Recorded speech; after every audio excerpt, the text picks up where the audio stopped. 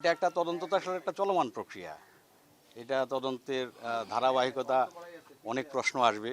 সেই প্রশ্নগুলোর পেশাদারিত্বের সাথে আসলে জবাব খোঁজাটাই আমাদের দায়িত্ব। আমরা সেই কাজগুলো করছি।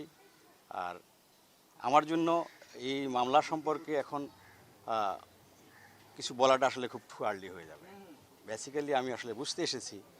আর আপনারা, আমি জানি এখানে থাকবেন, আপনাদেরকে এটুকু বলতে পারি যে এই মামলা একটা চাঞ্চল্যকর ঘটনা। এই মামলা নিয়ে সারা দেশে নানান রকম কথাবার্তা হচ্ছে। এই প্রতিটা কথাবার্তা আপনার সাক্ষ্য প্রমাণ সংগ্রহ করে সেগুলার যথাযথ জবাব দিয়ে মামলাটাকে একটা সঠিক পর্যায়ে নিয়ে আদালতে চার্জশিট দাখিল করে যাতে একটা সুবিচার হয়, আমরা সেই চেষ্টাটাই করছি। আলামত আসলে ধুয়ে ফেলার কিছু নেই। আলামত তো একটা ক্রাইম সিন, সেটাকে সংরক্ষণ করা আছে। এটা এটা আসলে আমার কাছে সুস্পষ্ট কোনো রকম কোনো তথ্য নেই। আমি জয়েন করেছি গতকালই। আপনি বলেছেন, আমি এটা দেখব। যদি এই মামলা সংক্রান্ত আপনার তদন্ত একটা চলমান প্রক্রিয়া।